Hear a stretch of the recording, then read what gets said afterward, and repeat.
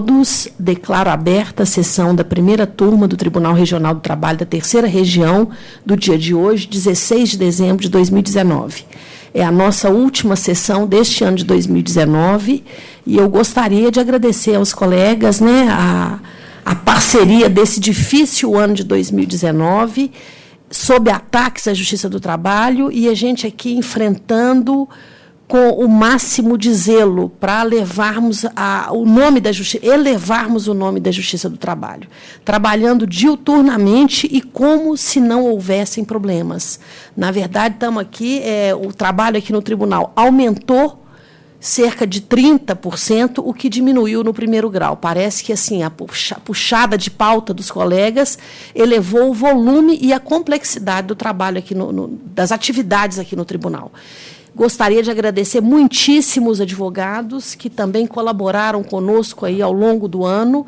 Sempre tem sido uma atividade de muita parceria, muito compromisso com a instituição e com o direito do trabalho, né? Ministério Público, doutora Luciana, sempre aqui com as suas lúcidas participações, né? Jocélia na secretaria, os servidores todos nos ajudando, Fernanda aí na parte da informática, a hora que não é ele, o Alexandre está aqui sempre para nos salvar. Então, meu agradecimento especial a todos os que nos ajudaram a cumprir bem os nossos afazeres nesse ano de 2019. Pois não, doutor? Excelência, obrigado por me dar a palavra até antes dos seus pares. Eu queria dizer a vossas excelências que nós também agradecemos a vossas excelências e a essa Justiça do Trabalho. De fato, esse é um ano que ficou marcado por essa perseguição, não só a Justiça do Trabalho, mas tudo aquilo que com ela vem junto. O direito do trabalho, o direito coletivo do trabalho, o sistema sindical, o Ministério Público do Trabalho, não esqueceram ninguém. Todos foram devidamente perseguidos e enxovalhados. A ponto de que esse fragmento relevante do judiciário brasileiro, que é, de fato, o que funciona, ser tido como uma coisa desnecessária e até digna de ser extinta. Essa aqui é a verdade. Tanto o Ministério Público do Trabalho e a Justiça do Trabalho receberam essa pecha, não é? E eu digo a vossas excelências o seguinte: nesses 30 anos de advocacia, eu viajei o Brasil inteiro.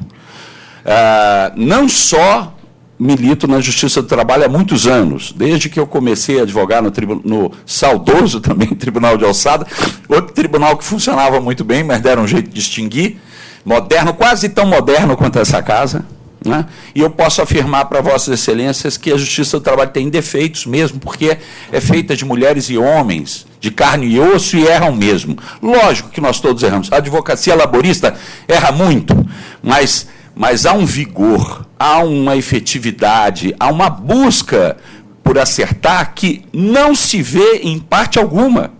Não é elogio que eu estou dizendo, é um testemunho. E na realidade,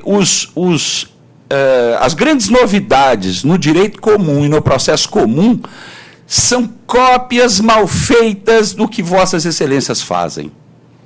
Cópias mal feitas. Agora o juizado especial começa a entender como é que funcionavam as antigas juntas de conciliação e julgamento. Começa agora a funcionar quase tão bem quanto a Justiça do Trabalho.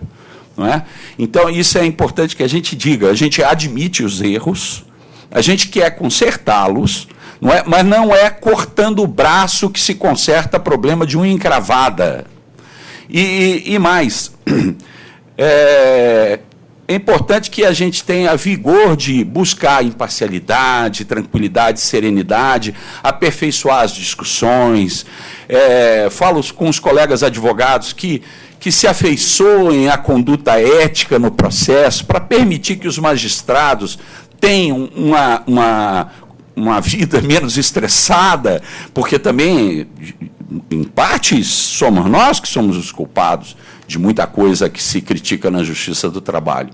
Então, mas eu tenho certeza, excelência, que a vida, como diz o Mário Quintana, é um dever que levamos para fazer em casa. Então, nós não vamos deixar para sexta-feira, não vamos deixar para o sábado, para o final do ano, não é? Passar 25 anos ou 30 anos para esperar o momento de fazer. Não é? Porque quando chega lá, como diz o Mário Quintana, não haverá nem tempo mais de ser reprovado. Mas eu quero dizer, como disse o Mário Quintana, que Vossas Excelências são muito importantes para o Brasil. Não é? É uma oportunidade de ouro que Vossa Excelência me concede para dar esse testemunho. Não é? Colegas que já integraram a corte, pedi até licença ao nosso decano para me manifestar pelos advogados, que seria o doutor Bozon, que seria o correto de estar aqui ocupando a tribuna, mas eu não queria perder essa oportunidade de dizer que eu tenho muito orgulho de ter começado a carreira aqui. E o TRT da terceira região, nesse cenário de uma justiça do trabalho eficiente e operosa, é seguramente o melhor. Já tive a oportunidade de falar com alguns colegas de Vossas Excelências, que eu estive, como disse, em todas as regiões. E quando eu chegava, às vezes, num lugar, me lembro a primeira vez que estive em Campo Grande, e olhei, que tribunal incrível, bem organizado, parece Minas Gerais. Eu falei assim, é oriundo da terceira região. Estive em Goiás, a mesma coisa. Eu falei assim, nossa, que tribunal moderno, democrático, parece Minas Gerais. Eu falei, já foi a terceira região. Em Brasília, a mesma coisa. Então, também um tento, um troféu que Vossas Excelências construíram, viu? Então, agradeço a Vossas Excelências e reitero, vocês são muito, Vossas Excelências, né, para não tomar o pito que o Marco Aurélio deu na moça, Vossas Excelências são muito importantes para nós, viu? Muito obrigado. Doutor, receba a manifestação do senhor como realmente um testemunho, porque vaidade é um dos atributos que a gente tenta se livrar dele todos os dias. Estamos aqui para trabalhar duro, né? E é o que temos feito, né? Passando por cima até de necessidades familiares para poder nos desdobrarmos, isso ao longo da vida, não é aqui no tribunal, não. É um trabalho duro e, na medida do possível, correto, porque só não erra quem não faz, o senhor falou. Somos humanos e, às vezes, erramos. E, uma vez visto o erro e com possibilidade de consertar, a gente ainda tenta consertar. Quer dizer, o objetivo nosso aqui é dar esse sentido ético para o processo. O doutor Vicente tinha levantado a mão, mas ele levantou, eu já tinha dado a palavra, doutor Vicente. Na verdade, eu não tinha levantado a mão. Coçou a testa. Cocei a testa. Mas eu já tinha. Já que falou meu nome, eu não posso deixar de... eu não poderia deixar de falar pelo seguinte. Primeiro, parabenizando a eleição da doutora Maria Cecília para a presidência da turma, porque... foi feita a eleição na última sessão, no final dela, né, muitos não estavam mais aqui, então, desejando sucesso e a recondução, porque, brilhantemente, vem ocupando os lugares, os cargos, né, e participando ativamente de importantes decisões aí no tribunal, e eu desejo todo sucesso como uma representante feminina aí na presidência, né, e de uma forma muito brilhante, né, como sempre, que eu conheço já da primeira instância, já da luta associativa, né, e agora também aqui no tribunal. Então, é um prazer muito grande.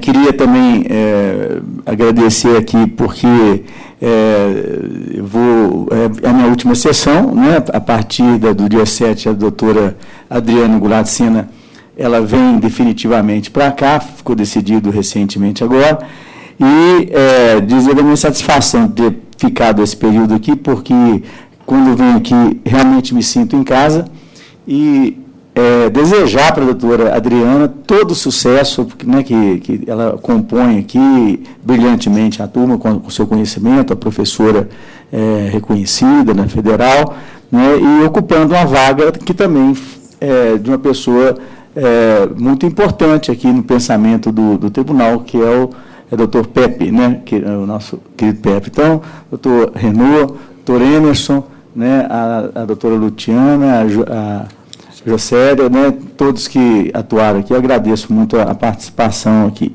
E queria dizer, sabe, doutor, que a questão do direito é muito importante, a gente pensar no direito como um local da tolerância, né, porque se nós estamos hoje num período de radicalização, de eliminação do pensamento contrário, mas o pensamento contrário, na verdade, é a nossa grande lanterna na escuridão, da obscuridade, da ignorância, né? Então, você ter turmas com pensamento diferentes é natural, porque é humano, o Brasil são muitos, as formações são diferentes, e isso sempre foi uma marca característica do nosso sistema e sempre permitiu que o nosso sistema fosse arejado por pensamentos novos. E, a partir de um determinado momento, eu acho que as instituições copiaram, inclusive, mal alguns institutos de outros países, né, no sentido de tentar unificar o pensamento, mas numa visão totalitária. Então, o pensamento não construído, mas o pensamento imposto.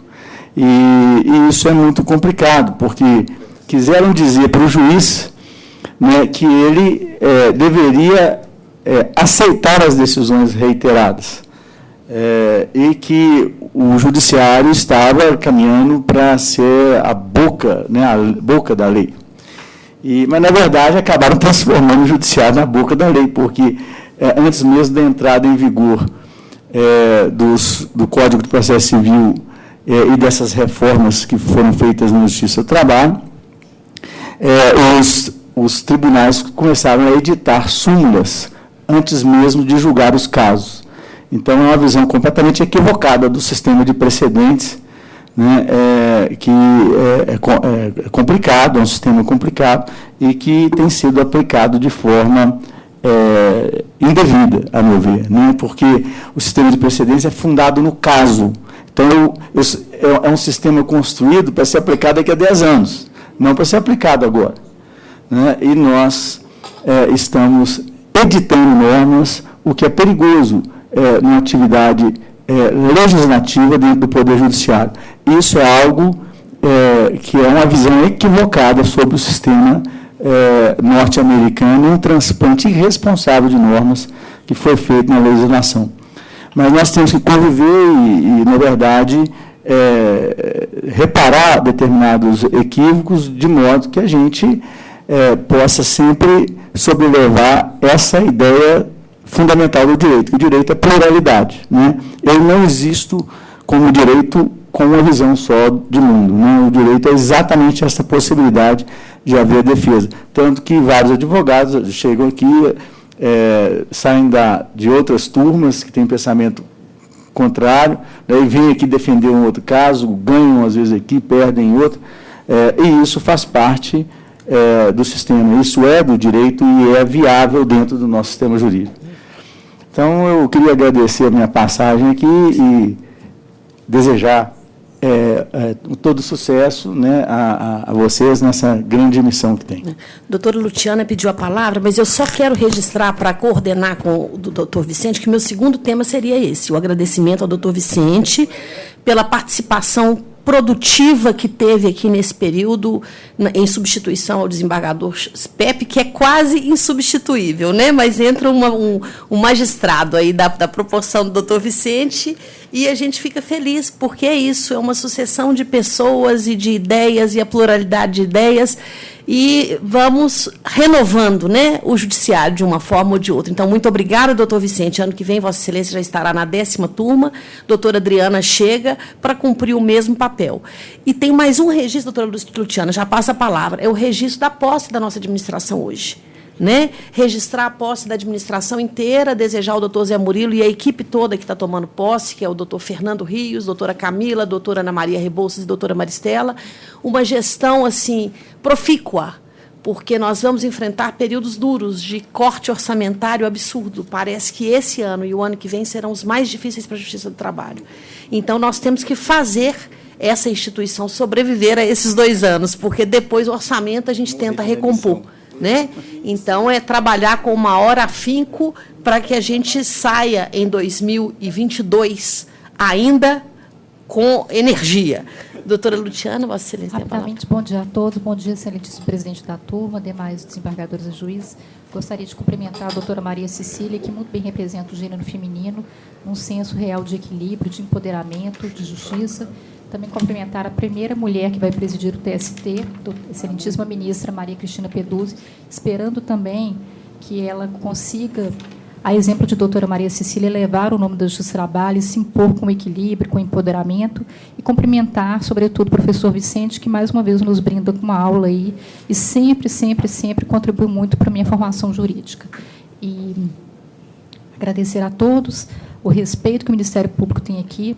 Sempre repito isso aqui, os papéis são muito distintos, o Ministério Público é Ministério Público, recorro tranquilamente de qualquer decisão, bem como não recorro, nunca pedi nada a ninguém, nunca me pediram nada.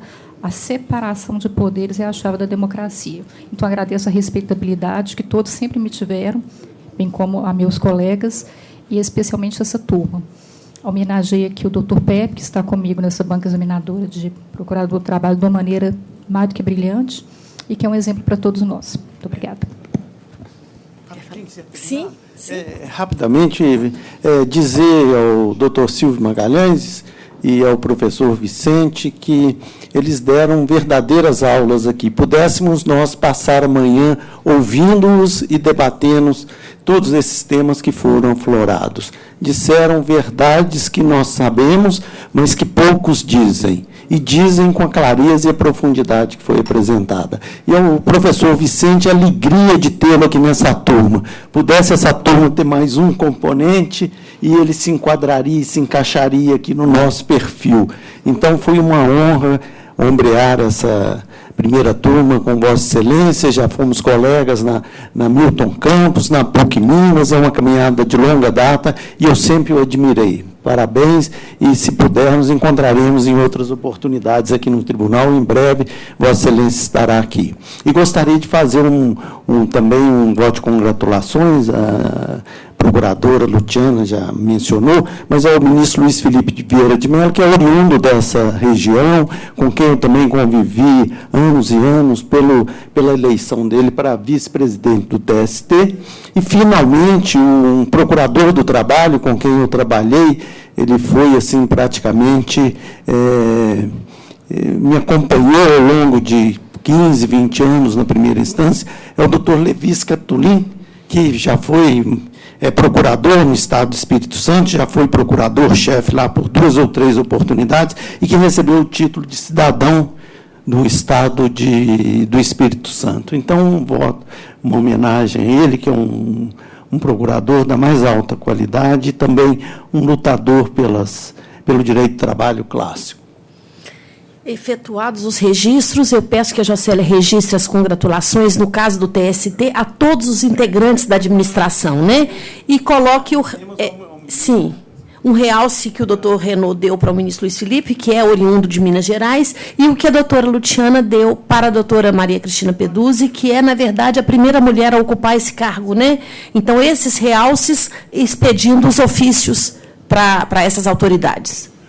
Pela oportuna lembrança, Sua Excelência, eu gostaria de pedir adesão, não só em meu nome, mas em nome dos advogados aqui presentes. A ambas, a da nossa administração e a do TST isso, também. Sua Excelência, me perdoe não ter cumprimentado a senhora antes pela eleição à presidência. Não, a minha eu não estou nem fazendo menção. Sim, mas a todos. Tá certo. Eu estou falando, é a administração do Zé Murilo, né? Porque aí consta. O nosso aqui é interna corporis. Eu adiro a todas as manifestações, senhora presidente. Tá certo. Registrada a adesão, doutor Emerson. Vamos, então, começar a pauta, então, para observadas as preferências regimentais. Tem algum adiado? Tem 3 adiados. O primeiro adiado é da sala do doutor Renaud, tem adiado...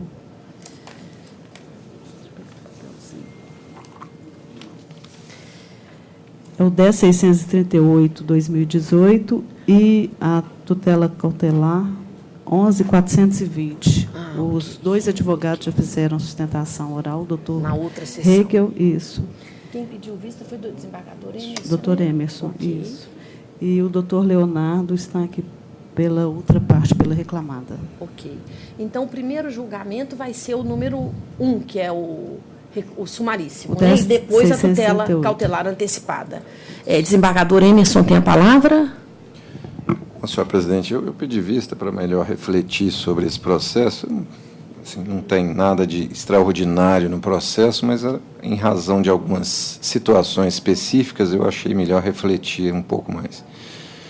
E as duas coisas que me causaram uma certa reflexão foi exatamente a questão da discussão da prevenção da nulidade da sentença por competência da 4ª Vara de Juiz de Fora e o próprio efeito, né, da sentença proferida no processo, salvo engano, 11.981, né, o antecedente é esse, não, o 11.754, um dos dois aqui, tem duas referências. Examinando com devida atenção e lendo com cuidado a sentença de 1º grau, em razão desse acúmulo de serviço que a gente estava, eu quis ler com mais atenção, estudar melhor o caso, e tratando-se de um processo de rito sumaríssimo, em que a gente, entendendo como correta a decisão de 1º grau, apenas a confirma pelos seus próprios e jurídicos fundamentos, eu vou pedir vênia da sustentação oral da reclamada e vou acompanhar integralmente o voto do relator, que exatamente confirma a sentença pelos próprios e jurídicos fundamentos. As duas questões foram enfrentadas não só com maestria, mas com uma clareza ímpar pelo juiz de 1º grau, que debruçou sobre elas e realmente afastou a arguição de incompetência dele para o julgamento da causa, como também fez a leitura, no meu modo de entender, acertada sobre o efeito da decisão no processo 11.754, salvo engano, em que houve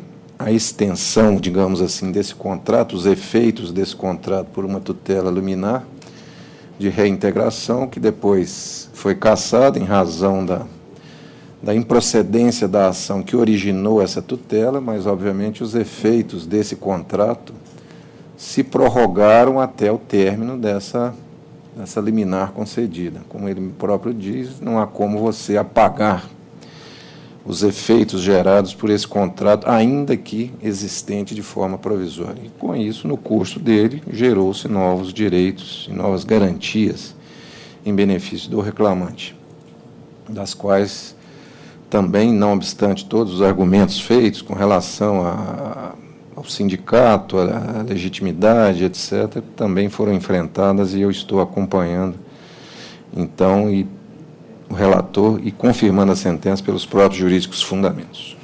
Tá certo.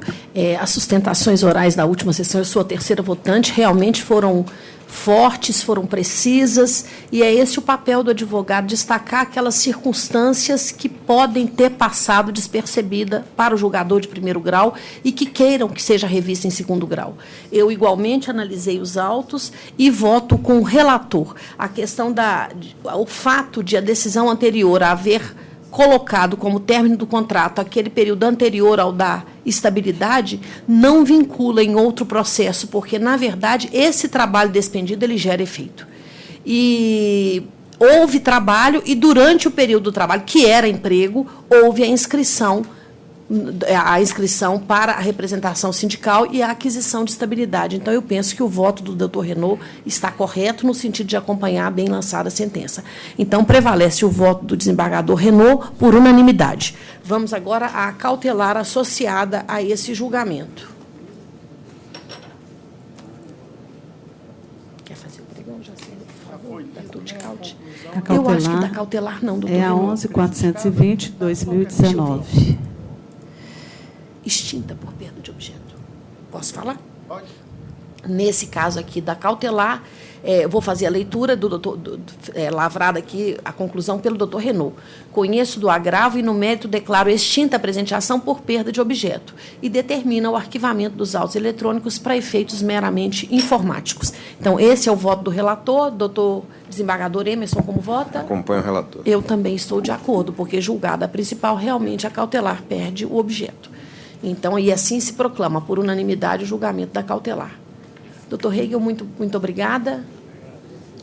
Bom Natal para os senhores, feliz Ano Novo e que Deus nos proteja a todos.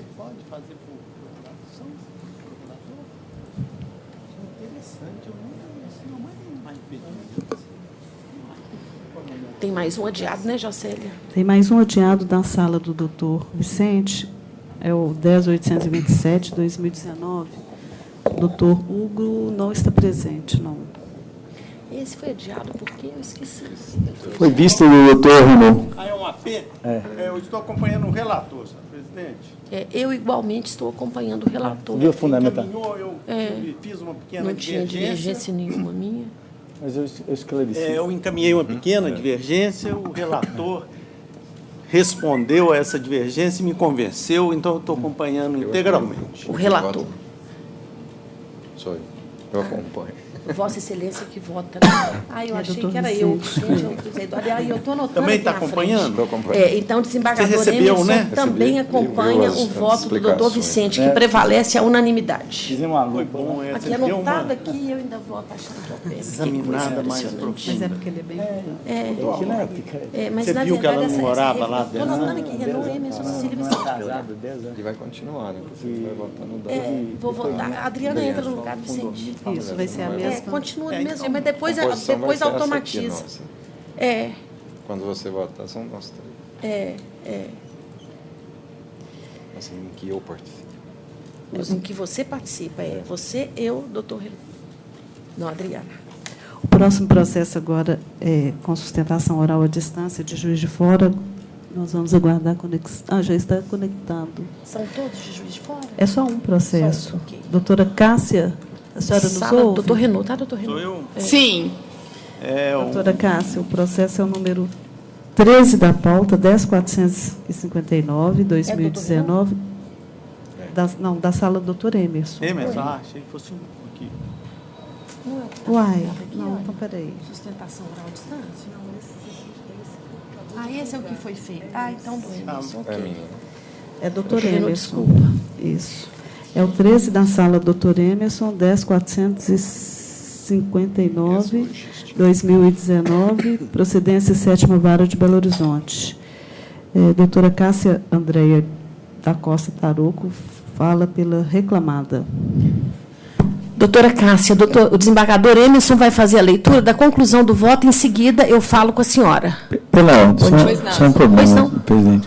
É porque não está aparecendo aqui a sala do doutor Emerson, para mim. Está do Só um doutor Renaud. minutinho.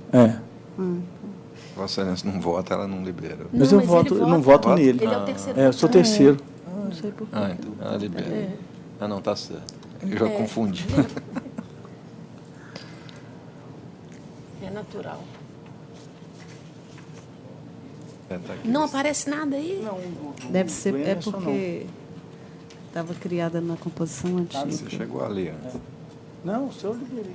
Pois é, na hora de liberar aqui. Estamos só resolvendo uma questão aqui no PJE, doutora. 2 minutinhos e a gente já retoma o julgamento. Sim, pois não. Não foi Jacélia, não. Jacélia não tira ninguém. Ela inclui todos juntos. Esse? Do Tudo doutor anotado. Emerson? Mas ele está aqui. Tudo Tá anotado. aí aberto? Pra ele? Tá no final.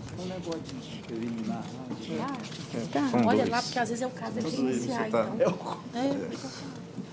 Você não concorda com a habilidade, você Doutor apoia. Vicente, se Vossa Excelência concordar de o desembargador Emerson fazer a leitura, é um ROPS. Ele vai fazer a leitura e a doutora vai fazendo a sustentação oral até resolver. Desembargador Emerson, pode fazer a leitura da conclusão, por favor. Pois não, senhora presidente. Eu estou conhecendo o recurso interposto pela reclamada e, no mérito, estou negando-lhe provimento, mantendo a sentença pelos próprios jurídicos fundamentos. Doutora, a senhora tem a palavra. Excelentíssima senhora presidente, demais componentes dessa turma, ilustre representante do Ministério Público, bom dia. A sentença de 1º grau condenou a reclamada ao pagamento do adicional de insalubridade em grau médio.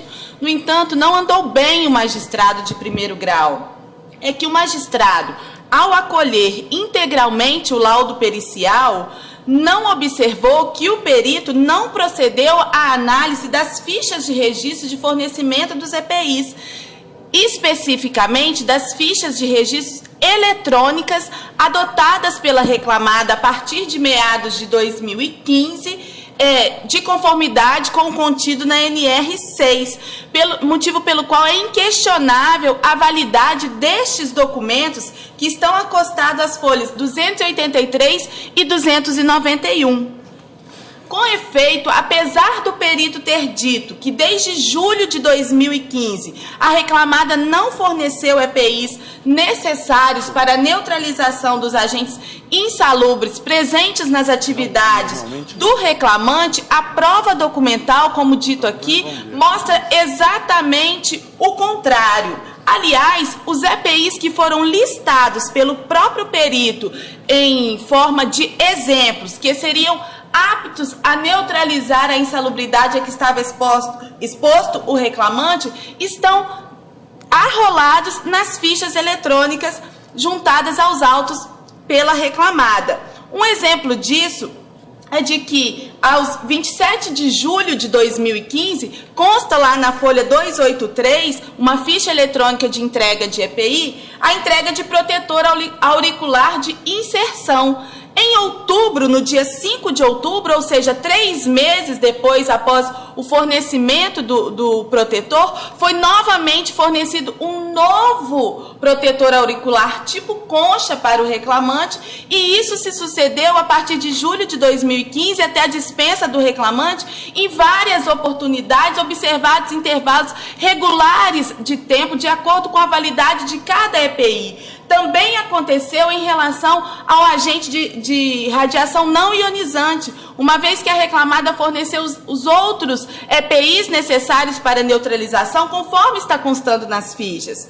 Excelências, como a sentença adotou a conclusão do perito, no sentido de que não houve entrega dos EPIs ao reclamante a partir de julho de 2015, e é exatamente nesse período que as fichas eletrônicas passaram a ser armazenadas pela empresa, é óbvio que o perito não considerou esses documentos. Aqui vale frisar que a ficha eletrônica, ela possui assinatura por meio eletrônico. E para essa comprovação, bastaria que o perito fosse até a empresa para se certificar e ter acessos aos sistemas e verificar que foram inserções feitas pelo próprio reclamante, com a assinatura digital deste. Então, está claro que o perito não analisou as fichas eletrônicas, somente as fichas manuais, que são desse período anterior a julho de 2015. Por todos esses motivos, a despeito do voto já pronunciado,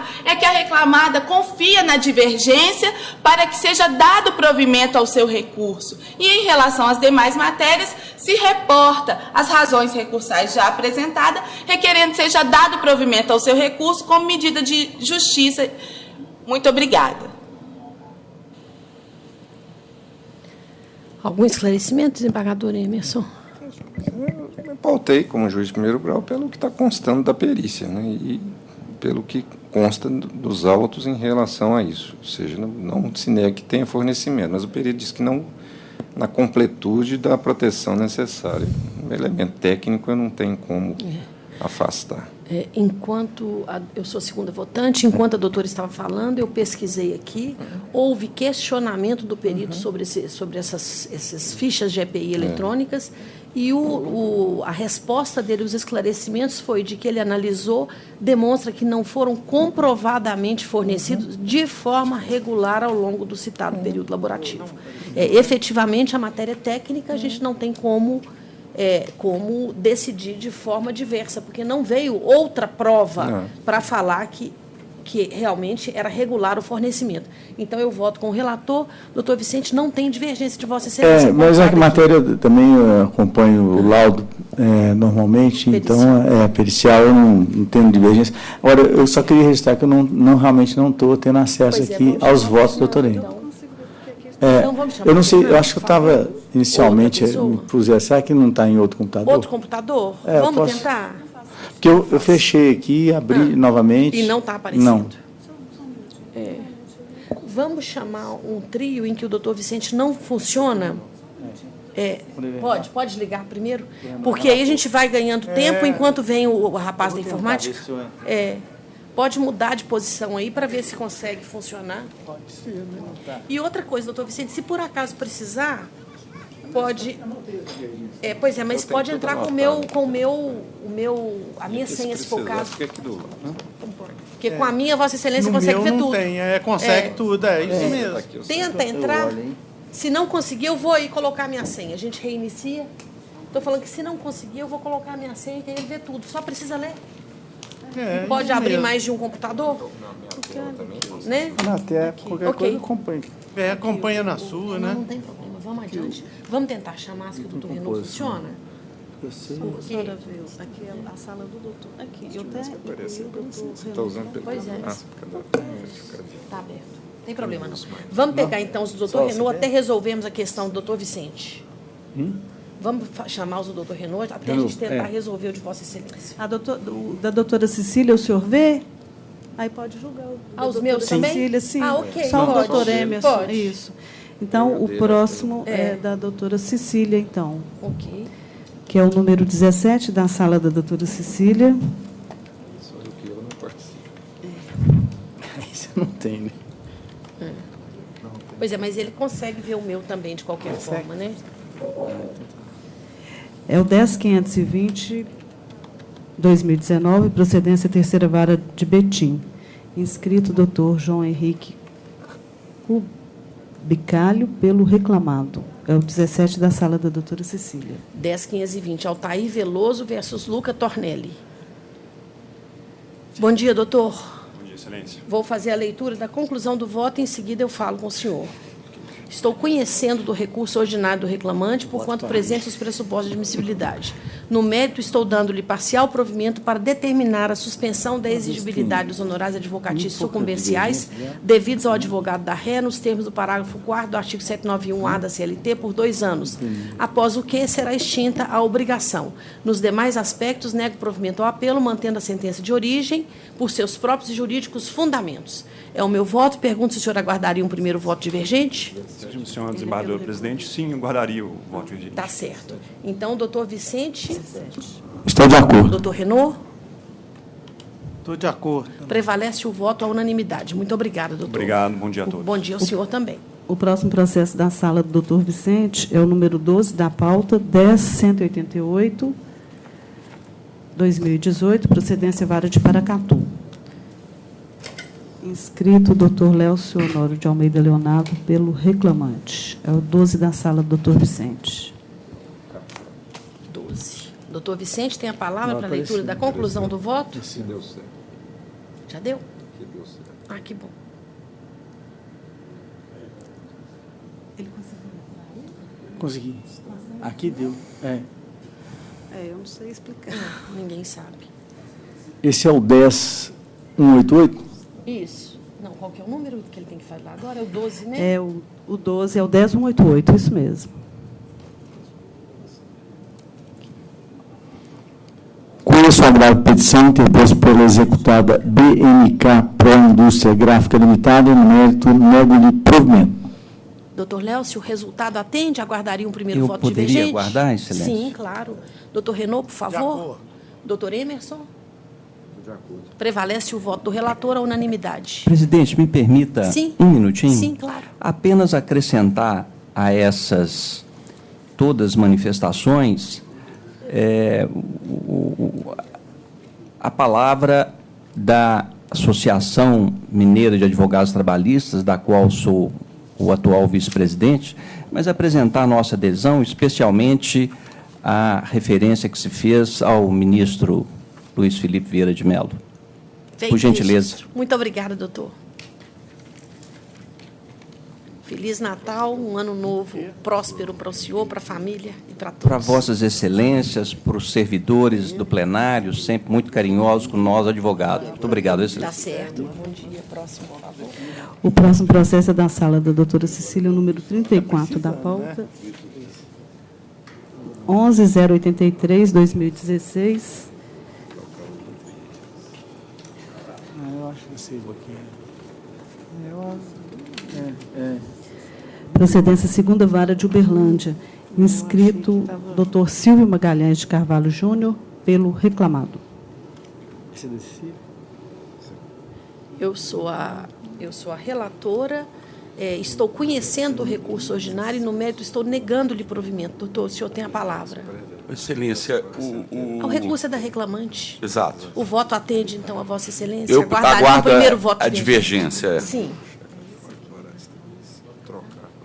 34. 11.083. Foi o que eu li. Tem 2, né? Ok. Mas eu vi direitinho, li a conclusão certinha. Conheço e nego provimento. Então, o segundo votante é o doutor Vicente. É o número 34 da minha pauta. Estou de acordo. Doutor Renaud? Também estou de acordo. Prevalece o voto à unanimidade. Próximo, por favor, é na sala do doutor Vicente, né? O próximo é da sala 18. do doutor Vicente, o número 18 da pauta, 10.306/2018, procedência Terceira Vara de Belo Horizonte.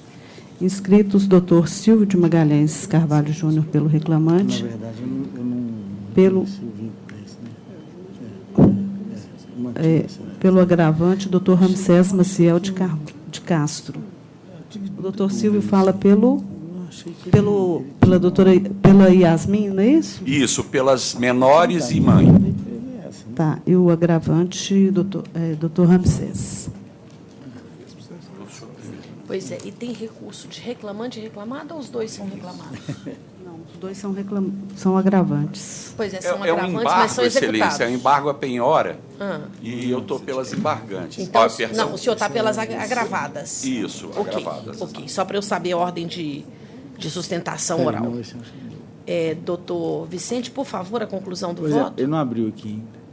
Posso fazer a leitura para Vossa Excelência? Pode, ele não abriu. Doutor Vicente, a conclusão dele é conhecer do agravo de petição interposto pelo exequente Genair Bragança, bem como do agravo de petição interposto pelo arrematante Ramsés Maciel de Castro. No mérito, o doutor Vicente nega provimento aos agravos de petição. O senhor tem a palavra, doutor. Bom dia, Excelências. Sim. Eles estão só resolvendo ali, só um minutinho, que aí o doutor Vicente ouve o que o senhor está falando também. Bom dia, Excelências. Nesse caso, trata-se de uma aberração, a meu ver, com todo respeito, um absurdo, estamos indignados. O que acontece? A sentença, ela considerou como se a esposa do executado, que agora é agravada junto com suas filhas, como se elas fossem proprietárias. Eu quero saber nos autos que prova que tem que elas são proprietárias. As agravadas não são proprietárias. E eu, que sou apenas um arrematante, eu arrematei um imóvel, eu sou advogado e parte nesse processo, eu ainda estou sendo condenado a pagar sucumbência, sendo que eu sou apenas um arrematante. A própria Justiça do Trabalho é que levou esse imóvel a leilão. Agora, essa senhora, Adriane, ela já residia no imóvel, ela, inclusive, foi colocada... ela foi notificada na época, ela possuía o imóvel, ela é apenas possuidora do imóvel, ela foi casada com esse senhor Július, que foi executado. Inclusive, tem cerca de 30 pessoas, trabalhadores, que no processo principal estão lá, esperando que seja confirmado esse leilão, para que eles possam receber como empregados. Então, se por um lado tem essa agravada com suas filhas, as 3 agravadas, por outro lado, tem cerca de 30 famílias. Então, realmente, a gente fica comovido com uma mãe que mora com suas filhas no imóvel. Mas elas foram casadas com o executado Július, mas elas não têm a propriedade porque se divorciaram em 2010. Elas se divorciaram em 2010 e não comprovaram que este apartamento que foi por mim arrematado, elas não comprovaram que esse apartamento foi adquirido durante o casamento. A senhora Adriana, agravada, divorciou do Július, que é executado no processo principal, em 2010 que eles divorciaram. Eu quero saber nos autos que prova que tem que ela tinha essa propriedade junto com o ex-esposo antes do divórcio, porque depois do divórcio, tudo indica que ele adquiriu esse imóvel depois do divórcio. Aliás, ela não colocou nos autos nenhuma comprovação de que ela era proprietária. Agora ela vem como terceira, ela entrou com embargos de terceiro, em outro processo aí, ela entrou com embargos de terceiro, aqui no processo, ela é embargante, no 306/83, tem aqui agora, agora eu sou agravante, né? Nós somos agravantes, e elas agravadas. Pois é, mas elas entraram com embargos, inclusive me colocaram, eu não tenho nada a ver, eu não sou nem executante, nem executado. Eu fui arrematante do imóvel. E eu fui colocado nesse processo, ainda estou sendo condenado a pagar honorários para o advogado delas. Sendo que elas estão entrando como se elas fossem meeiras, como se elas fossem proprietárias junto com o Július, que inclusive é uma pessoa que está sendo procurada, não é nem encontrada, esse senhor Július, que foi aí, que teve vários empregados, que estão habilitados nos autos principais, nos autos aí de 2013. Então, primeiro que ela não comprova nem que é proprietária, sabe? Segundo, não comprovou como é que foi feita a partilha. Ela que teria que ter comprovado como que foi. Ela está falando que esse apartamento é dela. Ela estava tentando adquirir até por uso capião. Ela está apelando por todos os meios. Ela está falando que ela é proprietária junto com as filhas. Mas cadê, então, a partilha do divórcio, comprovando que esse imóvel era dela? Não tem. Eu peço aos senhores, pelo amor, invoco, pelo amor de Deus, sensibilidade, porque está tendo uma tremenda injustiça nesse caso, uma aberração, um absurdo. Inclusive, o trabalhador aí também está sendo condenado a pagar sucumbência. Ele foi executar um crédito de 11 mil reais, agora nós estamos sendo condenados a pagar 5% de um valor de 600 mil, que a embargante, agora agravada, deu ao processo, porque ela fala que o apartamento vale 600 mil, mas foi avaliado por 400 mil esse apartamento, inclusive. Ela que deu o valor da causa de 600 mil, mas o apartamento foi avaliado em 400 mil. Eu arrematei esse apartamento por 296 mil. Inclusive, meu dinheiro está parado desde fevereiro do ano passado. Está preso aí na justiça. Eu quero, então, se esse imóvel não era para ser levado a leilão, por que mandaram esse imóvel para o leilão? Eu sou apenas um arrematante, cheguei lá e fui a pessoa que deu o maior lance.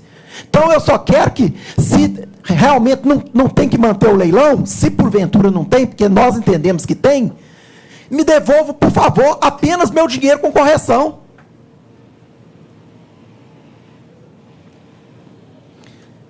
Também, as agravadas não comprovam que o imóvel leiloado é o único imóvel que elas têm.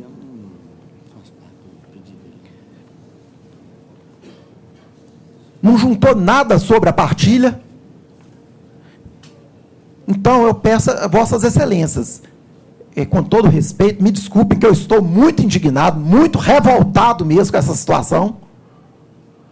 E imagino que os outros lá que estão como, que estão habilitados nos autos dos processos principais para receber seus créditos, porque o senhor Júlio simplesmente não paga ninguém. E agora, essa senhora vem falar que o imóvel é dela. Depois de muito tempo que o leilão aconteceu, ela vem falando. Me desculpe, mas são verdadeiros golpistas.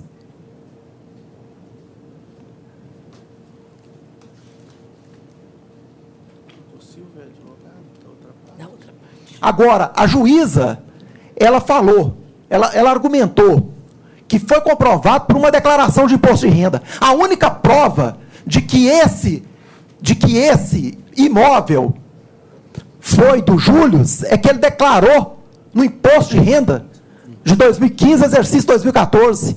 Mas eles divorciaram em 2010. Como que pode falar que esse imóvel era dela também? Aí ela alega, inclusive, que foi dado para ela porque ele não pagava pensão.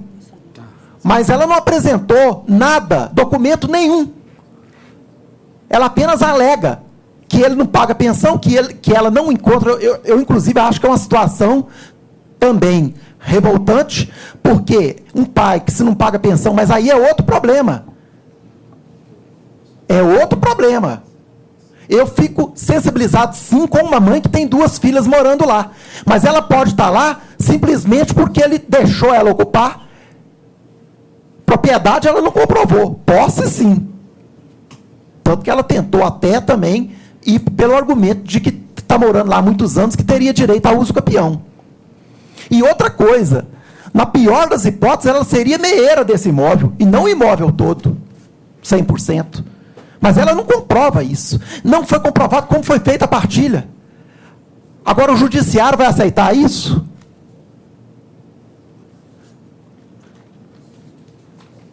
Inclusive,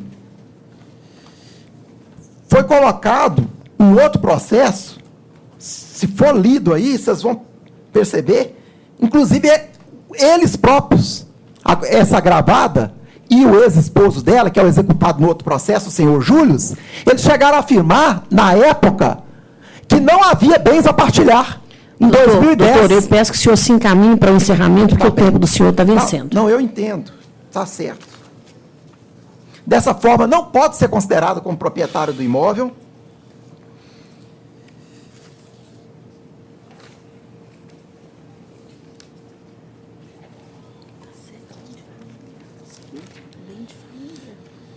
Também não comprova, se ela fosse, ou se ela é proprietária, ela não comprovou nem quando esse imóvel foi adquirido pelo ex-esposo dela. Porque só se ela comprovasse que foi adquirido antes do divórcio em 2010. E ela não comprova. Não tem data da aquisição desse imóvel. Eles não colocaram, não comprovaram. Não comprovaram como foi feita a partilha, nem como teria sido uma... Doutor, o tempo do senhor está esgotado, tá? Por favor. Obrigado, excelências. Desculpe, mas estou muito revoltado com essa situação. Peço a sensibilidade e a luz aí do direito e da justiça, que seja feita justiça no caso. Muito obrigado. Doutor Silvio, o senhor aguardaria o primeiro voto divergente? Sim. Se houver divergência, aí a gente assegura a palavra. Doutor Vicente, algum esclarecimento? Essa questão, como coloca o advogado, ela realmente é complexa, porque também teve decisão em outros processos, e a sentença de primeiro grau, ela traça um histórico disso, inclusive fazendo referência a processo, ao fato de que realmente não houve a aquisição, mas não houve o registro do imóvel. Então, houve uma venda não registrada. Bem, essas questões referentes a se o imóvel poderia ou não ser levado a leilão e tal, bem, pelo processo ele poderia, tanto que foi levado a leilão. Agora, se disso resultou alguma fraude, alguma indução do juízo a erro que tenha levado a essa situação, isso tem que ser visto em outro processo, em inovação recursal. Agora, com relação à decisão que foi proferida em primeiro grau, eu entendi que ela está correta, depois de analisar todas as situações que são transcritas aqui longamente no voto, né? Na sequência de referências aos processos em que houve o reconhecimento dessa aquisição, na declaração do imposto de renda, como também falado na tribuna, né? E, posteriormente, o imóvel foi considerado como do senhor Júlio Augustus Hack, e por causa disso ele acabou sendo objeto de alienação. Então, entendo que foi correta a decisão por seu motivo, pelos jurídicos fundamentos. Doutor Renaud? Eu estou acompanhando o relator E eu fico mantendo considerado bem de família. E a liberação do dinheiro para o arrematante não poderia ser feito determinado para que ele tenha essa serenidade, né? Se o negócio está desfeito, realmente, alegado da tribuna que ele arrematou em fevereiro do ano passado. Fevereiro de 2018. Eu entendo que isso ele tem que pedir no juízo da execução. Não é uma questão. Não poderíamos já de imediato, não? Não tem pedido, isso não é objeto do recurso, né? Como é que faz? Não tem pedido. Inovação. É um novo trâmite que ele vai ter que enfrentar. Vai esperar o retorno dos autos, vai peticionar o juiz da execução. Que é o competente. Nós não temos competência. Vamos ouvir o desembargador Emerson. Desembargador Emerson. Estou sendo condenado a pagar honorários nesse processo, me desculpe. Doutor, o tempo do senhor já esgotou. E os honorários? Desembargador Emerson. Senhor presidente, eu vou pedir vênia e vou acompanhar o relator. Prevalece o voto do relator à unanimidade.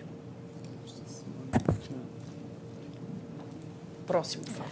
O próximo processo é da sala do Dr. Emerson. É o número 6 da pauta, 10.183/2019, procedência primeira vara de Formiga. Inscrita a doutora Cristiane Leroy Ribeiro, pelo reclamante. Número 6 da pauta.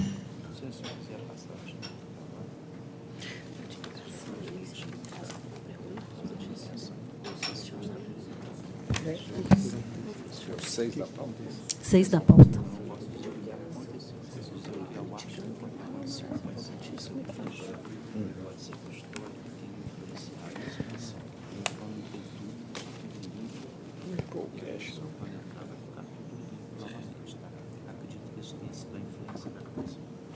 Desembargador Emerson, quando puder, a leitura da conclusão do voto. Estou conhecendo o recurso interposto pela reclamante, no mérito estou dando-lhe provimento para a condenar a reclamada ao pagamento das parcelas vencidas do adicional de incorporação devido pelo exercício de cargo em comissão/confiança por mais de 10 anos, nos termos dos seus normativos internos, desde a sua supressão em janeiro de 2019, e a incorporação à remuneração da autora, com reflexo nas demais verbas que tenham a remuneração como base de cálculo, conforme se apurar em regular liquidação, observados os normativos internos da Caixa.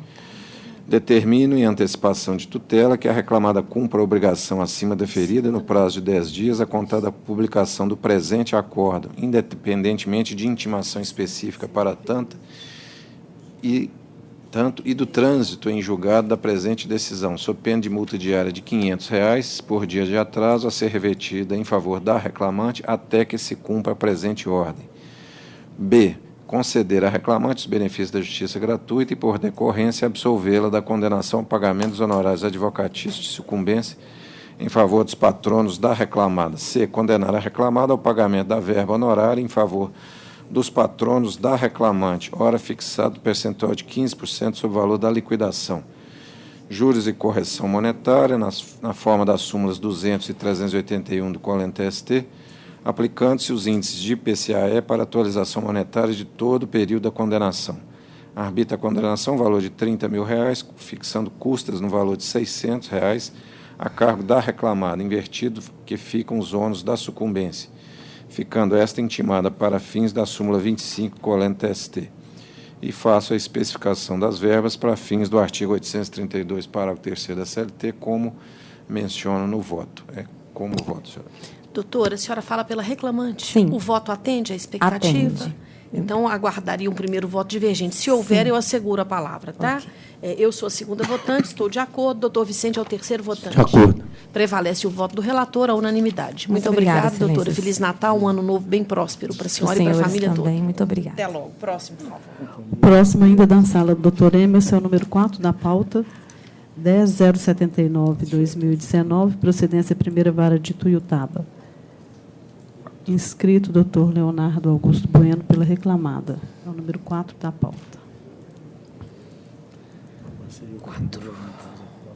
E essa inscrição foi feita aqui? Não, acho. Esse é o 4. A 4 aqui é 8 ali. Ah, é porque não mudou de pasta. Tem duas opções. Entendi. que é a primeira opção. Doutor Emerson, quando tiver condição, leitura da conclusão do voto, por favor. Vou ler a primeira delas. Estou rejeitando a arguição preliminar de não conhecimento do apelo da reclamada por deserção, suscitada pela reclamante em contra-razões, e presentes os pressupostos, conheço dos recursos ordinários interpostos pelas partes.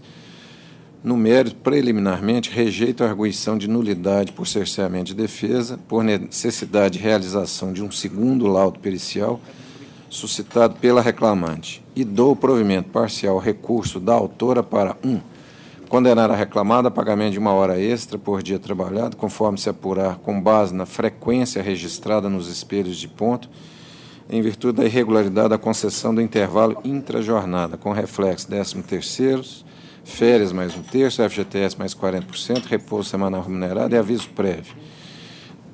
2. Condenar a reclamada a pagamento de indenização por danos morais no importe de R$10.000, atualizáveis na forma da súmula 439 do TST. 3. Condenar a reclamada ao pagamento de indenização substitutiva do período estabilitário, correspondente aos salários, 13º salário, férias mais 1/3, diferenças de aviso prévio proporcional e indenização do FGTS contratual, e diferenças de multa de 40% do período. 4. Determinar, tendo em vista a inversão do ônus da sucumbência em relação à matéria objeto de perícia médica, que os honorários dessa perícia, fixados na origem, ficam a cargo da reclamada. 5. Afastar a limitação da liquidação aos valores informados na petição inicial. 6. Fixar que a exigibilidade de pagamentos honorários advocatícios sucumbenciais devidos ao advogado da reclamada afeta a fase de execução do julgado, não podendo, portanto, de plano serem deduzidos do crédito obreiro apurado na presente demanda ou em outro processo, devendo, iniciada a execução, observar-se então os ditames previstos no parágrafo 4º do artigo 791 lá da CLT, especialmente quanto à suspensão de exigibilidade destes créditos, que somente serão executados caso demonstrado, na forma legal, a superação do estado de miserabilidade legal do trabalhador, assegurando-se ainda nesta hipótese ampla defesa e contraditório. E também estou dando provimento parcial ao apelo da reclamada para majorar o percentual dos honorários advocatícios em seu benefício para 10%. Faça discriminação também para fins do artigo 832, parágrafo 3º da CLT, como consta do voto, e eleva a condenação para R$25.000, com custas pela reclamada no importe de R$500, desde já intimada, para fins da item 3, súmula 25 do TST. Como voto, senhora presidente? Doutor, bom dia. O senhor tem a palavra? Bom dia a todos. Parcialmente, o voto de Vossa Excelência não atende às pretensões da reclamada, uma vez que é crescida o intervalo intrajornada, mas não houve desrespeito ao mesmo, fora concedido 1 hora, sendo que o tempo da fila e deslocamento ele deve ser desprezado nesses casos, que seria a qualquer trabalhador e a qualquer pessoa que saia para o almoço para fazer suas refeições. Em relação aos danos morais concedidos e o período estabilitário, que seja acatadas as conclusões da perícia realizada que afastou o nexo de causalidade entre a síndrome adquirida pela reclamante e não havendo a concausa aí com o trabalho por ela exercida na reclamada. É o que se requer. Eu sou a segunda votante, doutor. Só quanto ao intervalo, porque da forma como Vossa Excelência fez a sustentação, ficou parecendo que o voto está contrário à jurisprudência da turma. A turma desconsidera o tempo de fila e deslocamento para o refeitório para fins de aferir 1 hora. Mas aqui é mais do que isso, é questão de higienização pessoal por causa do local onde ela trabalha. Ela tem que se higienizar, trocar de roupa para sair do espaço e, na volta, a mesma coisa. E aí não faz a 1 hora. Quer dizer, é obrigação dela e é necessidade da atividade da empresa essa higienização e essa troca de roupa. No mais, o voto está todo aqui fundamentado. Eu peço vênia da sustentação oral e voto com o relator. Doutor Vicente, como vota? Estou de acordo com o relator. Tá certo. Inclusive, quando eu li o voto, a primeira coisa que eu fiz foi olhar qual era esse tempo, né? Porque fila e deslocamento a gente não considera. Quer dizer, isso já é intervalo. Pauta hoje, que é exatamente dessa essa situação, forma, né? e eu não estou reconhecendo o intervalo. Sim. Mas, nesse caso específico, faz parte da atividade dela essa higienização. Ele não pode ser considerado como período. É frigorífico, né? Não tem jeito. Adentrar ao intervalo dela. Ok. Por isso então, é uma especificidade. Prevalece o voto do relator. Então, a unanimidade. Muito obrigado, doutor. Feliz Natal, um ano novo próspero para o senhor e para a família toda. Ele tem mais uma? Agradeço os votos, mas tem um segundo voto de relatoria do doutor Emerson. Vamos chamar o próximo do senhor. É o número 15 da pauta ainda do doutor Emerson, 10.519/2017, procedência 11ª Vara de Belo Horizonte. Inscrito o doutor Leonardo Augusto Bueno, pela reclamada. Desembargador Emerson, então, quando puder, leitura da conclusão do voto, por favor. Eu vou sair do seu login lá para não deixar aberto. Então. Tá ótimo. Deixa eu ir na conclusão, senhor presidente.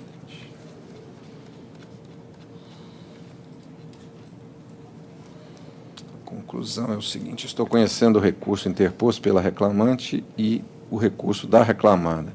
No mérito, estou dando provimento parcial àquele da reclamante para acrescer a condenação. Pagamento como esse das horas além da 8ª diária ou 44ª semanal, conforme jornada fixada nos fundamentos, que se precisar eu faço a referência, com adicional de 50% e reflexo sobre repouso, 13º, férias mais 1/3, aviso e FGTS mais 40%. 2. Domingos trabalhados em dobro, com reflexo em 13º, férias mais 1/3, aviso e FGTS mais 40%. 3. 1 hora extra por dia trabalhado, com adicional de 50%, com reflexo em repouso, 13º, férias mais 1/3, aviso e FGTS mais 40%. 4. Diferenças salariais no importe de 20% sobre o valor dos prêmios recebidos, conforme se apurar da prova documental, com reflexo em férias mais 1/3, 13º, aviso prévio, FGTS mais 40% e repousos. 5. Indenização por uso do veículo da autora no valor de R$ 500 mensais. Deverá ser observado o divisor 220, base de cálculo nos termos da súmula 264, quanto ao intervalo intra-jornada, e a parte fixa do salário, e a súmula 340, quanto à parte variável. Condenação, entre aspas, condenação limitada ao adicional e divisor conforme o número de horas extras efetivamente trabalhadas.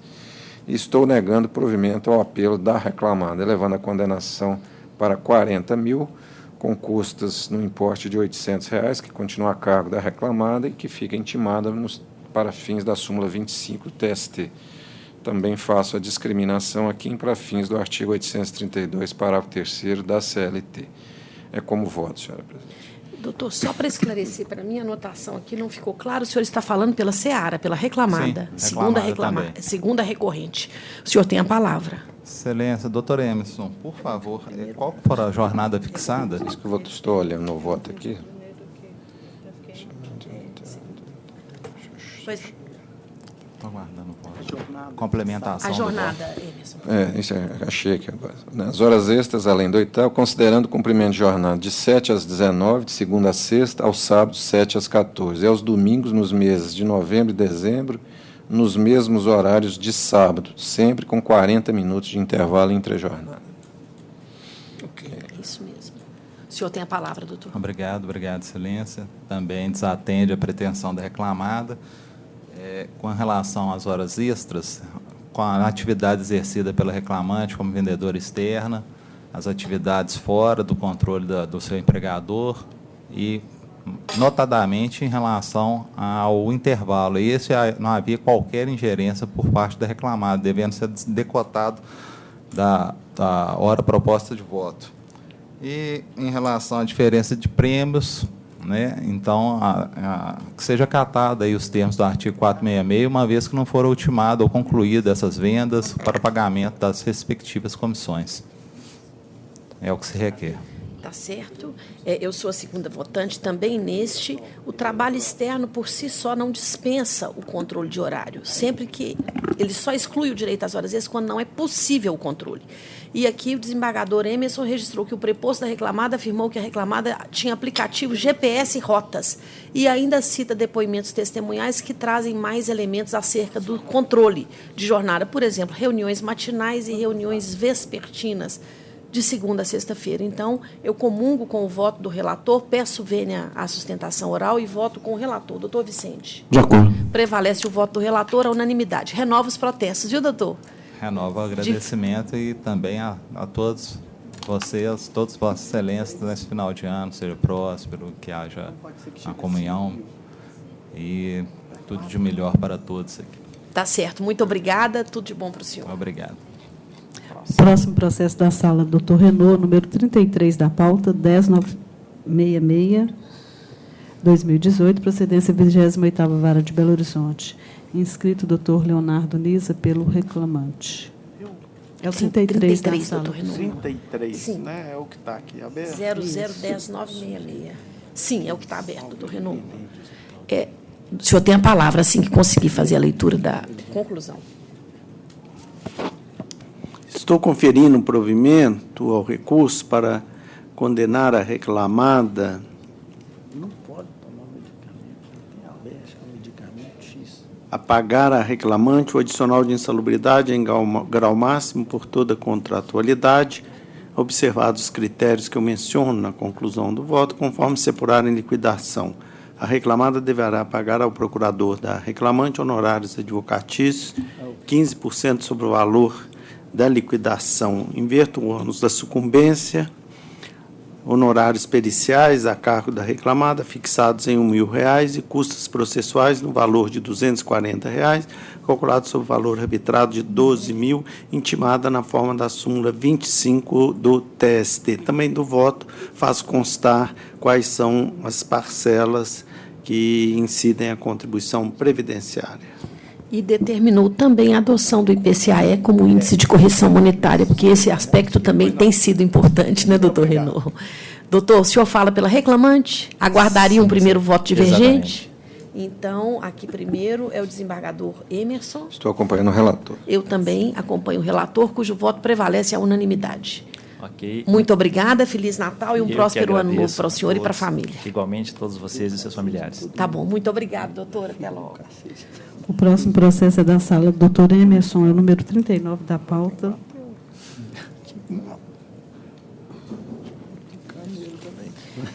É, 11.514, 2017, procedência 4ª Vara de Belo Horizonte. Inscrito doutora Graziele Piramo Cardoso, pelo reclamante. Doutora Graziele? Ela está colocando a toca. Desembargador Emerson, quando puder, a conclusão do voto, por favor. Senhora presidente, estou conhecendo o recurso interposto pela reclamante e, no mérito, estou dando-lhe provimento parcial para condenar o reclamado ao pagamento das seguintes parcelas. 1. Diferenças salariais decorrentes da equiparação com o paradigma indicado na inicial. Incidentes mês a mês com reflexo em 13º, férias mais 1/3, aviso prévio, FGTS mais 40%, conforme se apurar em liquidação, considerando a remuneração total paga ao modelo, excetuada apenas parcelas de cunho personalíssimo, no período compreendido entre a data de admissão e a data de 31 de março de 2014. 2. 2 horas extras diárias, 15 minutos do intervalo do artigo 384 da CLT e mais 1 hora extra do intervalo intrajornada, com reflexos em 13º, férias mais 1/3 e FGTS mais 40%, trabalhadas nos meses de agosto de 2013 a setembro de 2014, 15 e 16, observados os limites do pedido. As parcelas da condenação serão acrescidas de juros de 1% ao mês, né, sobre o capital corrigido com índices do IPCAE. Recolhimentos fiscais e previdenciários devidos na forma da lei. Atribua o valor da condenação, R$4.000, com custas de R$80 a cargo do reclamado, que fica intimada a publicação para fins do artigo súmula 25 do TST. Faço a discriminação aqui para fins do artigo 832, parágrafo 3º da CLT. Como voto? Doutora, o voto atende à pretensão da sua cliente? Eu tenho só 2 pontos para citar. Então, a senhora tem a palavra. Muito obrigada, bom dia a todos. Trata-se de uma reclamante que foi contratada para trabalhar como manobrista em um estacionamento em Belo Horizonte. A sentença fundamentou e negou o pedido de acúmulo de função, dizendo que a reclamante já sabia, no momento da admissão, que trabalharia como manobrista e também como caixa, e que a função de caixa não agrega nenhuma responsabilidade ao seu labor. Entretanto, a reclamante foi contratada para trabalhar apenas como manobrista. Posteriormente, tomou ciência que também trabalharia como caixa. E, por óbvio, a função de caixa exige uma responsabilidade muito maior que a função de manobrista, pois lida com o dinheiro de terceiros e há que se fazer um acerto de contas diário. Pode-se comprovar essa argumentação pelo depoimento da autora, que diz que tomou ciência que trabalharia como caixa quando no estacionamento. Isso significa que ela já estava laborando. A ciência não foi na entrevista, não foi na admissão, foi no estacionamento. A própria reclamada diz também, em seu depoimento através do preposto, que a função de caixa foi informada à reclamante inicialmente quando contratada no estacionamento, novamente. A testemunha diz também que no estacionamento dele não tinha manobrista e, por isso, ele já foi contratado sabendo que fazia as duas funções. Essa testemunha é da reclamada. No caso dele, o estacionamento em que ele trabalharia não tinha caixa, não tinha manobrista. Então, ele realmente foi contratado como manobrista, mas sabia que exerceria a função de caixa.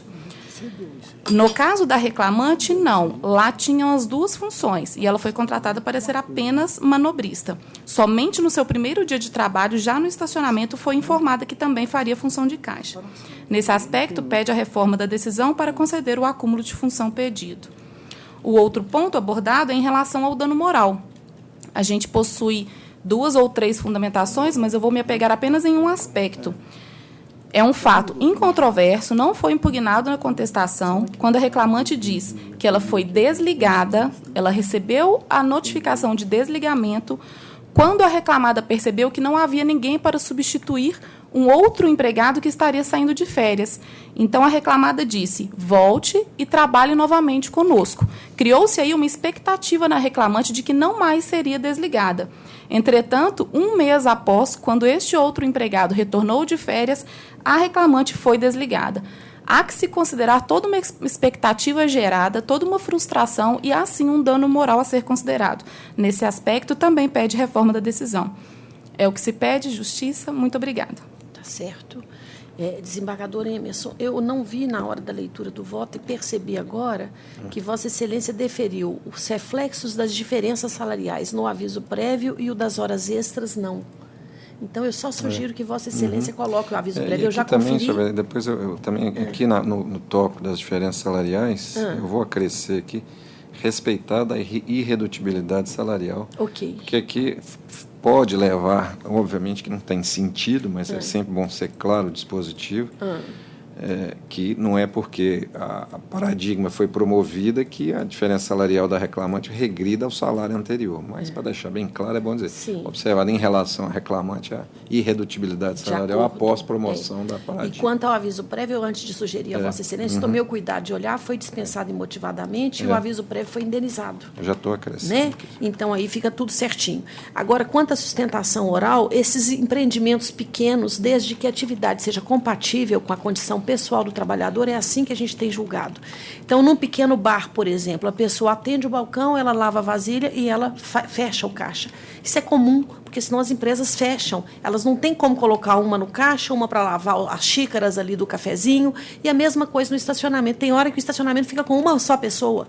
Ele tem que receber o dinheiro e tem que manobrar o carro. É assim que funciona. E isso é compatível e, desde o início do contrato, ela desempenhou essas atividades. Então, o fato de possivelmente isso não ter ficado tão claro na hora da admissão, não impede que o empregador, dentro do jus variante que lhe é conferido, que ele exija uma atribuição compatível com aquela para a qual o trabalhador foi contratado. Então, eu peço vênia e voto com o relator. Doutor Vicente.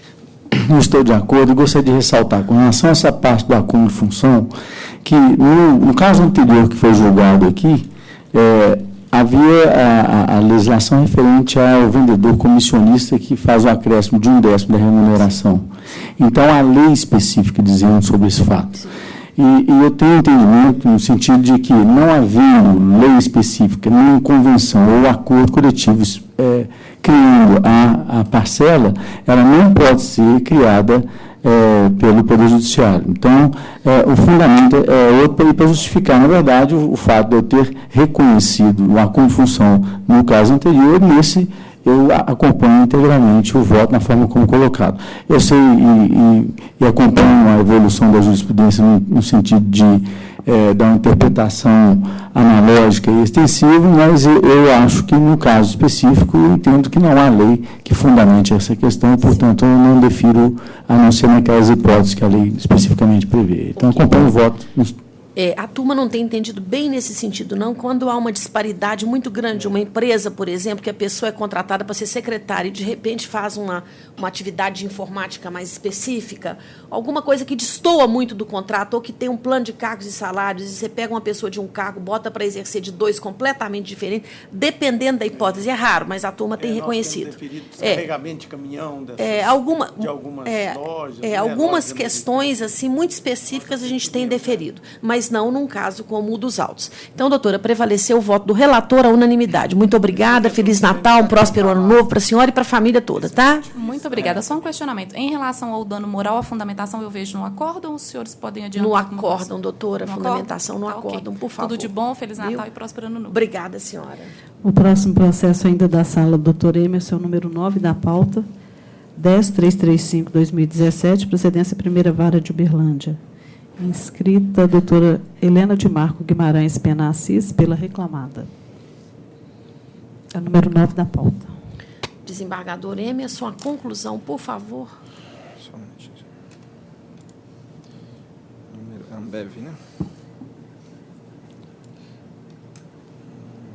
Esses votos estão todos longos. Presidente, estou conhecendo o recurso interposto pela reclamada e adesivo do reclamante, à exceção da questão relativa à validade das normas coletivas suscitadas pela reclamada por lhe faltar interesse recursal. E, no mérito, estou negando provimento a ambos os recursos.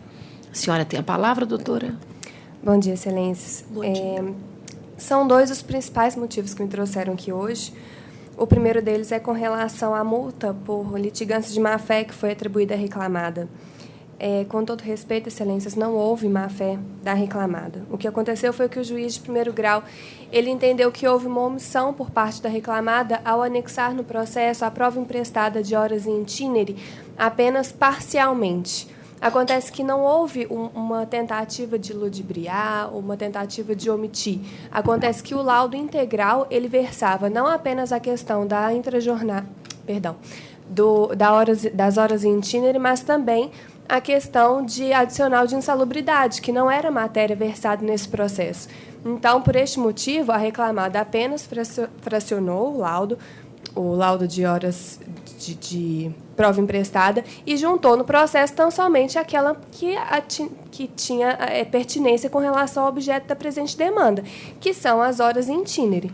Então, a multa aplicada de 10%, além o entendimento da reclamada de ter sido uma multa no importe muito elevado, nós entendemos que sequer deveria ter sido atribuída porque não houve má-fé da reclamada. Por esse motivo, a gente está prezando que seja decotada essa parcela da condenação ou que, ao menos, ela seja reduzida ao importe mínimo e possível. O segundo ponto que motivou minha presença aqui hoje é justamente com relação às horas in itinere, que foi dado um valor de 40 minutos por dia a título de horas in itinere. Eu quero frisar nesse sentido que a utilização do transporte fornecido pela reclamada era uma opção do reclamante. Ele próprio informou, em sede de instrução processual, que tinha conhecimento da existência do transporte até Tapuirama. E eu friso ainda que o local ele não é de difícil acesso, ele é guarnecido de transporte público e possui ótimas condições de trânsito. E, por fim, ainda na eventualidade de se entender pela incompatibilidade de horários do transporte público, tem que ser entendido que deve, ao menos, ser reduzido de 40 minutos diários para apenas 5 minutos, uma vez que o trecho do trevo que liga a via até a filial da reclamada ele é muito reduzido. Então, apenas 5 minutos já seria o bastante para poder atender aí o reclamante. Nesse motivo que a gente preza que seja dado provimento ao recurso da reclamada nesses 2 pontos em particular. Muito obrigada. Doutor, os pontos são enfrentados também das horas in itinere e me parece que o laudo foi juntado somente uma parte. E o juiz, inclusive, mandou juntar tudo, porque o laudo, na sequência do que foi juntado, há pontos de ônibus e horários de ônibus nos períodos de tais a tais, em dias úteis e não compatíveis. É uma das hipóteses de cabimento das horas in itinere. Eu vou pedir vênia, sustentação oral, e vou votar com o relator. Doutor Vicente, como vota? Prevalece o voto do relator. A prova foi exatamente a questão da compatibilidade do horário. O juiz percebeu e falou assim, a reclamada escondeu a parte crucial para a decisão. Por isso que tem a litigância de má-fé. Não há uma juntada parcial de um lado apenas na parte que não interessava ao processo. Não. Parte crucial da decisão foi omitida pelo juiz. Sim. Isso é temerário. Né? Então, peço Então, eu peço vênia, o voto do relator prevalece a unanimidade, tá? É o resultado do julgamento. Bom Natal para a senhora e um ano novo próspero para a família e para a senhora também. Muito obrigada para Vossas Excelências também. Tá bom, doutora, muito obrigada. O próximo processo é da sala da doutora Cecília, o número 22 na pauta. O 22. É o 10.652, 2019, procedência 12ª Vara de Belo Horizonte. Inscrito o doutor Júlio César Peixoto pela reclamada. É o 22 da sala da doutora Cecília. Que engraçado, eu coloco, vem voto antigo. Maria Cecília. Pois é. Vem o último que chamou. Espera um pouquinho, só que está carregando. Tá, doutor? Bom dia. 10.652/70/2019. Emerson não vota nos meus mais. Mas está liberado. Tá. Tem, não. Não, só achei que eu participava. Aqui.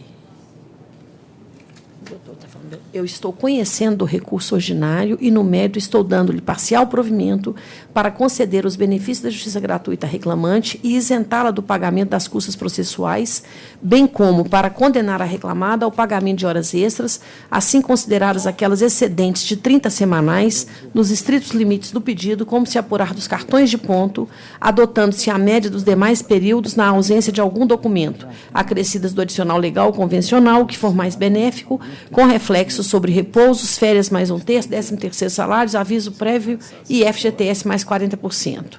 Na apuração das horas extras, eu traço aqui os critérios: honorários sucumbenciais ao advogado da reclamante, 5% sobre o valor apurado em liquidação, juros e correção monetária, contribuições previdenciárias, fiscais, inverta os ônus da sucumbência, arbitra a condenação, valor de R$5.000, com custo de R$100 a cargo da reclamada, que com a publicação do acórdão fica intimada ao recolhimento. É o meu voto, o senhor tem a palavra. O senhor fala pela reclamada, né, doutor? Isso, excelente. O senhor tem a palavra. Bom dia, excelentíssimos julgadores, servidores, a quem eu saúdo através da nossa desembargadora presidente. Primeiro, eu quero pedir desculpa pelo meu atraso. Eu tive uma audiência na 15ª Vara, com o que fez me atrasar, mas eu agradeço ter deixado para julgar meu processo neste momento. Em relação ao voto da eminente desembargadora presidente, se o voto está fundamentado nos cartões, eu abro mão das outras matérias relativas ao recurso, mas chamando a atenção de Vossa Excelência apenas na possibilidade de ser reconsiderado o voto, porque a OJ 304, que está em vigor e com a atual súmula 463 do TST, não é possível que sejam deferidos o benefício da justiça gratuita quando não consta do instrumento de procuração aqueles poderes específicos para o ilustre advogado pleitear a favor da parte. Então, é só mesmo essa questão do deferimento da justiça gratuita, e quanto às horas, esse caso consta do controle de ponto. E, obviamente, deve constar do valioso, respeitável voto a compensação de eventual hora extra paga. Quanto às outras matérias, eu abro mão de sustentá-la, me pedindo apenas o direito, no caso de haver uma divergência. Tá certo. Doutor Vicente, como vota? Estou de acordo. Doutor Renaud?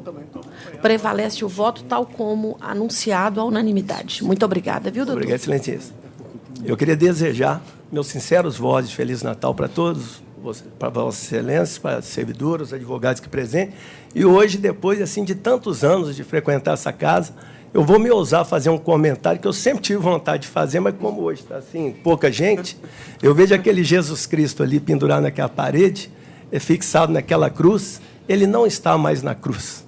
Ele ressuscitou, ele está vivo no nosso meio. Quando eu vejo, é um símbolo, né, da presença do Senhor, mas o meu desejo é que um dia eu voltasse aqui e aquela cruz estivesse vazia, porque o nosso Jesus ele não está lá mais. Tá certo. É só isso que eu queria. Doutor, nós também, em nome da primeira turma, um Feliz Natal para o senhor, um próspero ano novo, não só para o senhor, como para toda a sua família, viu? Muito obrigada. Deus abençoe.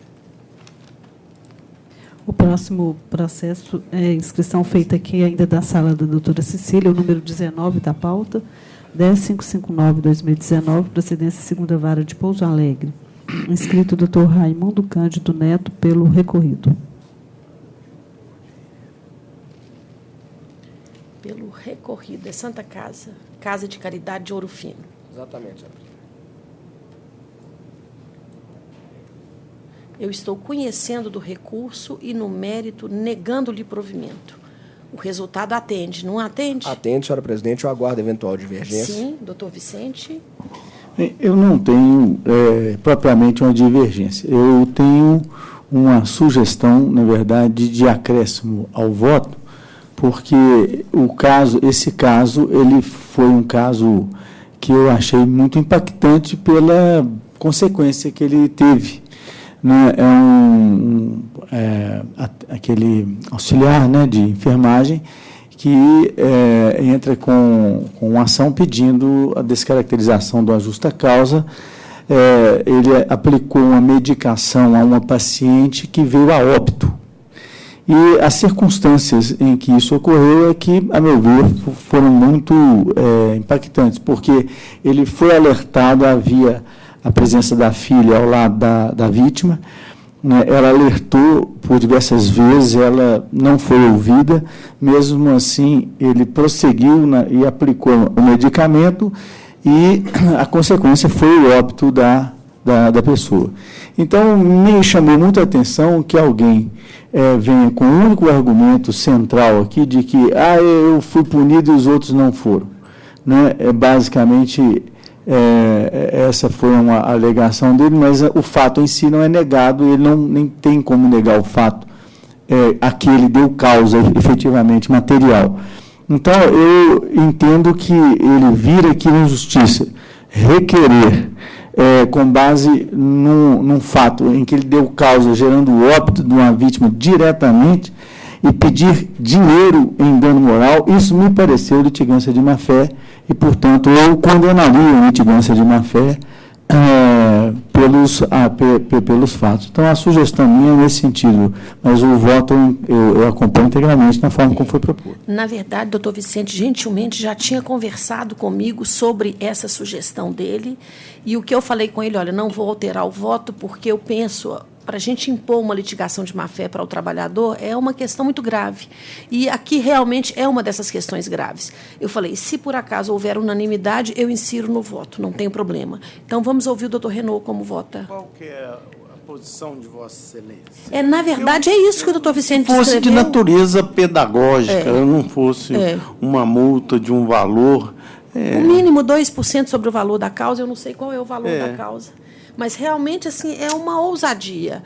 A pessoa aplica um medicamento, foi alertada, não tomou, não teve o dever de cuidado, leva a óbito e ainda vem pedindo não só a desconsideração da justa causa, como também. É muito. Isso parece que tinha que ter parado no escritório do advogado. Ele fala, olha, essa causa eu não pego. É o primeiro juiz da causa. Né? Parece que era por aí. Então, assim, eu estou de acordo, mas para a gente penalizar... Vamos acolher. O doutor Raimundo Neto não sabe o valor atribuído à causa? Eu não tenho o valor da causa aqui imediatamente, senhora presidente. Porque às vezes sabe, né? Já abri aqui.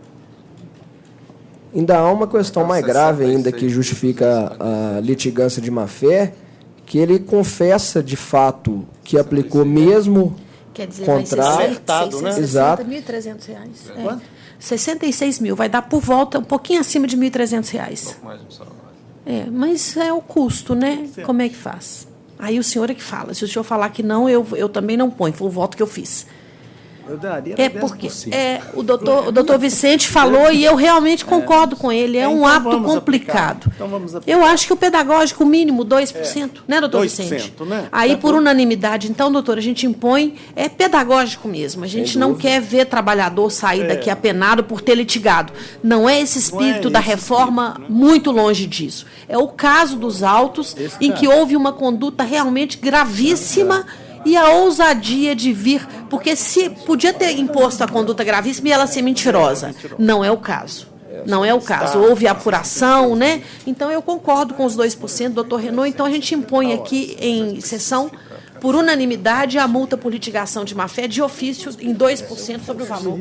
Sem dúvida, senhora presidente. E foi muito grave lá. Há indícios, inclusive, de que teria sido proposital. Há inquérito lá em andamento, infelizmente. O proposital aí já vira crime, né? Já é uma questão ainda mais grave, sim, né? sem dúvida. Mas aqui, do ponto de vista trabalhista, Sem a dúvida. sugestão, e eu já tinha me colocado de acordo com o doutor Vicente, falei, se houver unanimidade, eu não me oponho. Tem só uma questão, tem que, o pedido de letra G de dano moral, ele é R$ 14.696. Poderia ser 10% sobre ele, que é o pedido de dano moral. Do abuso de... Pois dá mais ou menos a mesma coisa. Vai dar mais ou menos a mesma coisa. Porque o doutor mas... Renaud está preocupado com o valor, para que seja pago. Mas é porque os outros são assim, vamos supor, a reversão, justa causa, essa discussão. Então seria só sobre o dano moral, que foi... Especificar o que está sendo. O que está sendo, até para ele saber. Né, pois mas aí ficaria 10%, doutor Renaud, eu concordo. Concorda? Então, né? Aí fica 10% sobre o valor. Vai dar mais ou menos a mesma coisa, mas a ousadia. Então, 10% sobre o valor da indenização. Dano moral, Que aí dá sobre o 66, dá a sensação que é sobre a lide. Muito dano moral que eu achei. Mas a litigação de má-fé tem a ver com isso também, não ficaria equivocado. Porque quando ele litiga por um dos pedidos por dano moral, o CPC fala sobre o valor da inicial. Aí vai entre 2% e 20%, não, e 10%. Né? 10%. Não está bom assim, então, né? Fica assim, combinado. Doutor, então prevalece o voto por unanimidade com esse acréscimo da litigação de má-fé, né?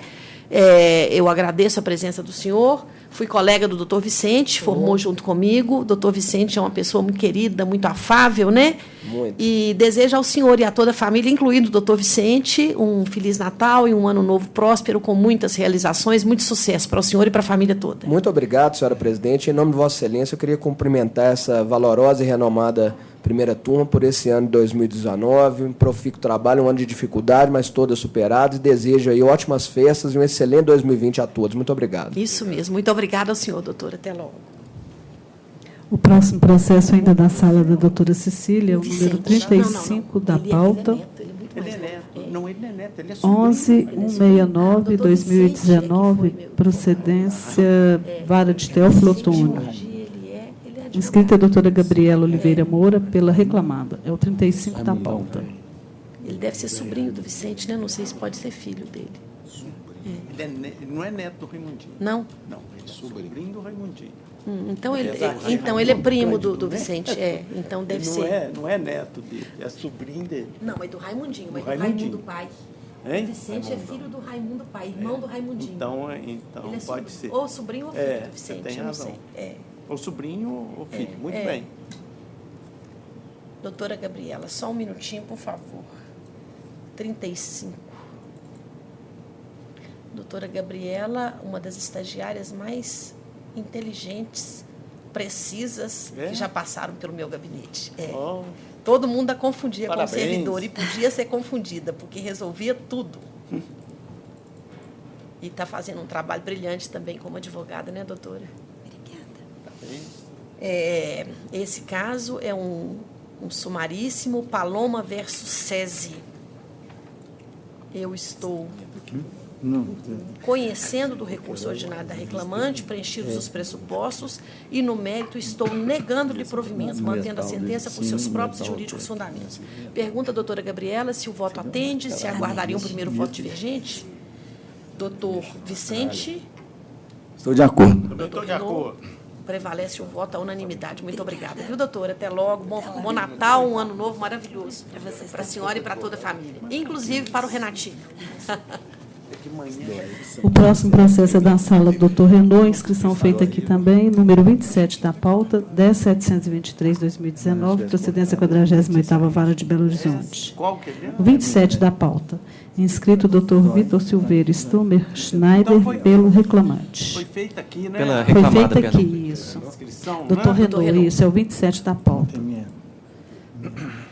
Só um minutinho. 327.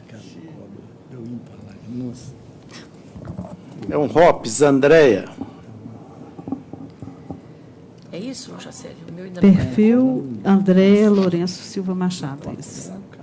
Eu nego o provimento ao recurso da reclamada e confiro o provimento ao recurso do reclamante para condenar a reclamada ao pagamento das horas extras laboradas após a sexta diária, divisor 180, mantidos os fundamentos, e acrescer a condenação à hora extra nos sábados, domingos e feriados laborados pelo descumprimento do intervalo intrajornada por todo o contrato, observando-se os critérios que eu estabeleço aqui, que são mais variação salarial mês a mês, dividendo na súmula 264, divisor 180, já foi mencionado, adicional de 50%, com reflexo nos repousos, pré-aviso, 13º, férias 1/3 e FGTS 40%. Acrescer ainda a condenação 15 minutos como hora extra, em razão da não concessão do intervalo previsto no artigo 384 da CLT, no período imprescrito, devendo observar os mesmos critérios que já foram mencionados, conforme se por área em liquidação, absolver a reclamada do pagamento de honorários advocatícios, honorários sucumbenciais, absolver a reclamante, a cargo da reclamada, fixado na origem, no mesmo percentual de 10%, o valor da condenação. Eleva o valor atribuído, que lhe foi atribuído, de 3 para 25 mil reais, aumento das custas de 160 para 500 na intimada parte, na forma da súmula 25 do TST. Doutor, só para ficar bem claro no finalzinho, absolveu a autora do pagamento dos honorários advocatícios e, em contrapartida, condenou a reclamada ao pagamento de honorários de 10%. Tá? Certo. Pergunto se o voto atende, se o senhor aguardaria um primeiro voto divergente. Na verdade, excelentíssima senhora presidente, doutor Renaud e os demais votantes, obrigado pelo seu voto. Foi anunciado que eu estou pela reclamante, mas, na verdade, eu estou pela perfil serviço. Tá certo. Pela reclamada. Reclamante e primeira recorrente. Então, Isso. o senhor tem a palavra, doutor. Eu gostaria, apenas, de forma bem breve aqui, só levantar uma questão a respeito de que a sentença de primeira instância, que condenou a empresa ao pagamento da 8ª diária, ela, pela sua fundamentação, ela levou em consideração apenas a testemunha ouvida a rúbrico da reclamante. E sob o fundamento até mesmo de que não tinha trabalhado a testemunha da empresa diretamente com a reclamante.